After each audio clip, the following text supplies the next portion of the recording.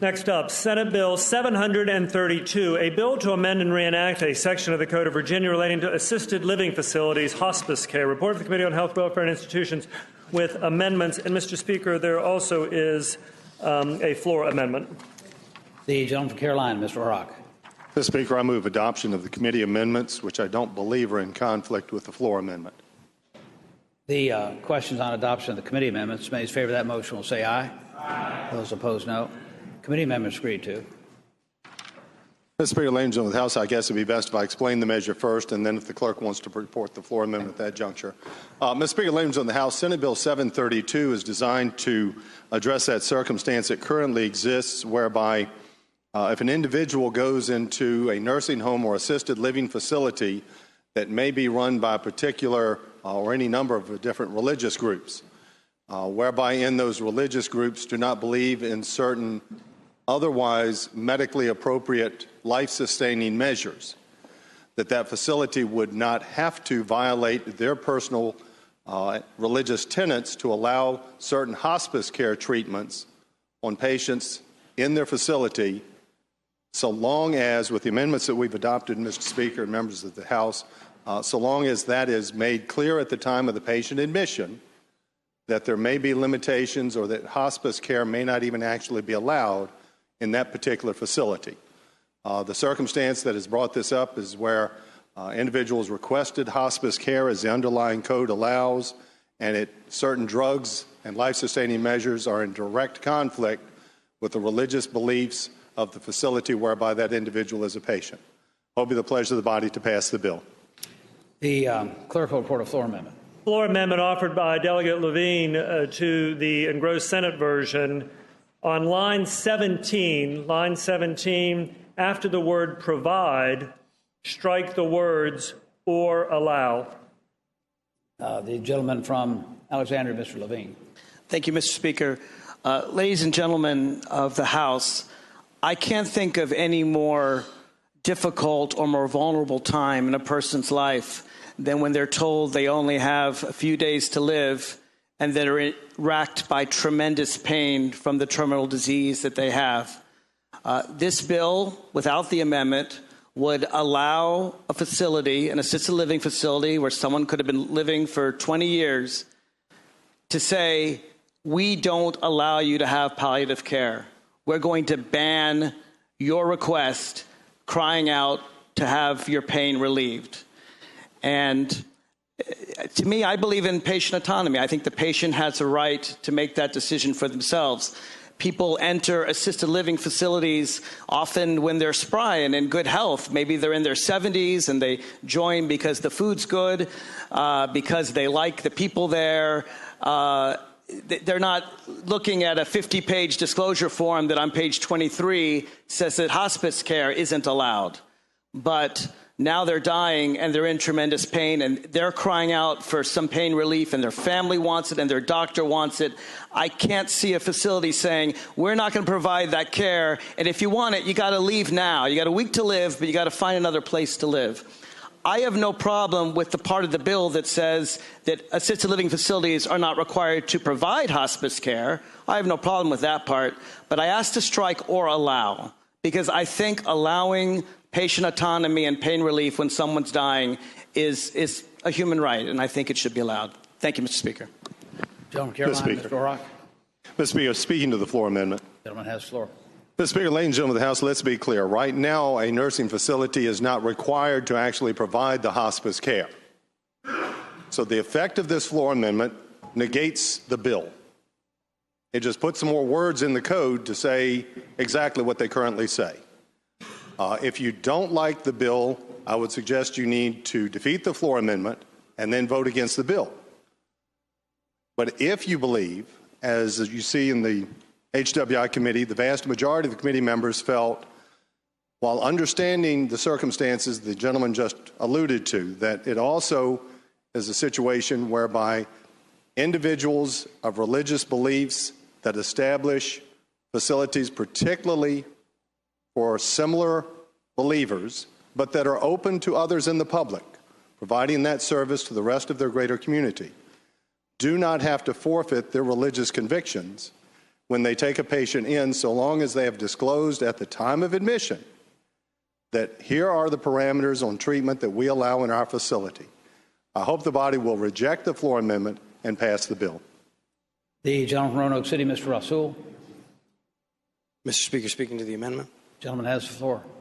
Mr. Speaker, ladies and gentlemen of the House, my background is in geriatric health care. So I've actually managed these assisted livings and skilled nursing facilities before. And I will tell you, it is quite a thick stack of documents that people have to sign. Many times it's even a loved one that comes in and has to sign. We're not talking about what the facility has. We're not talking about limiting their specific autonomy. We're talking about the patient's autonomy. There's nothing worse than imagining your loved one in the waning hours of their life coming to the conclusion that you need hospice care, but only to be told that you cannot have hospice care in that facility. And in the waning hours of their life, you would have to then move that loved one to another facility in order to have hospice care. I certainly understand the spirit of what is trying to be accomplished, but I would urge you to accept this amendment, because this amendment, all it does is prevent the facility from stopping hospice care from coming in. They do not have to offer the hospice care, but it allows the autonomy to then offer it. The questions on adoption, I'm sorry, gentleman from Botetourt, Mr. Head. Well, Mr. Speaker, speaking to the amendment. Gentleman has the floor. Mr. Speaker, ladies and gentlemen of the House, I also work currently in elder care. And there's a lot of confusion about what can and cannot go on. One of these things that this amendment does not do is address the provision of palliative care. There are a lot of ways that you can get pain relief that don't involve hospice. Hospice is prescribed for patients that have a prognosis not at the waning hours only, but at a 6 months prognosis or less. So oftentimes there's a lot more that goes on with hospice, and this is the issue that really is at hand here. It's not just palliative care. It's not just the immediate last couple of days. It's a lot of the preparation. There are certain facilities, again, as Delegate Orrock has mentioned, that don't want their religious beliefs infringed. And so if we are going to allow patients to continue to have choice, they have it now. They continue to have choice. But to say that you are denying them of that is simply to be misinformed. So I urge you to defeat the floor amendment and pass the bill. Gentleman from Arlington, Mr. Hope. Delegate Orrock, resume the 4-4 question. Would you yield? I yield, Mr. Speaker. Gentleman yields. Thank you, Mr. Speaker. And thank the gentleman. I would ask the gentleman, could he articulate for the body specifically what religious issues are infringed in one of these circumstances? There are certain religious belief communities that don't believe that certain pain-reducing and or life-sustaining drugs and measures should be continued.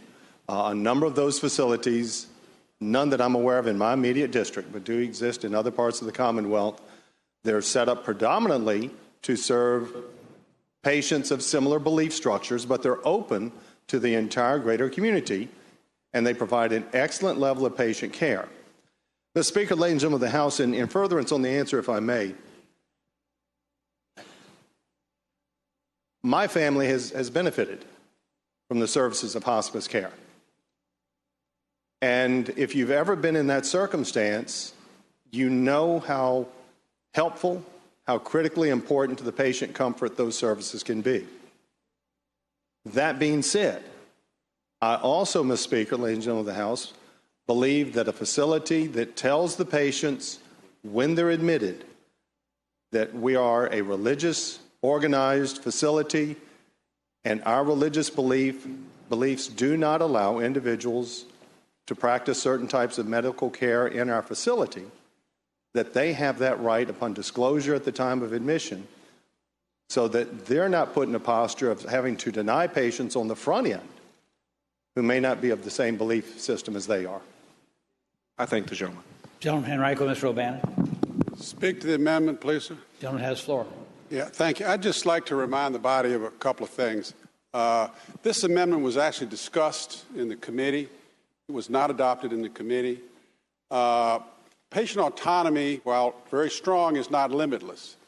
And hospice is actually a protocol. And hospice often will give you a regular shot of morphine every 4 hours, whether you need it or not. And there are some folks who don't favor that approach. So I think this is the bill as presented without the floor amendment is a reasonable compromise. There are issues, of course, of disclosure, but that was the reason we went back to this language, so that there would at least be a disclosure. So I just hope you'll reject the floor amendment and pass the bill. Thank you. The questions on adoption of the floor amendment offered by the gentleman from Alexandria, Mr. Levine. As many as favor adoption of the floor amendment will say aye. Aye. Those opposed, no. No. The floor amendment is not agreed to. Shall the bill pass?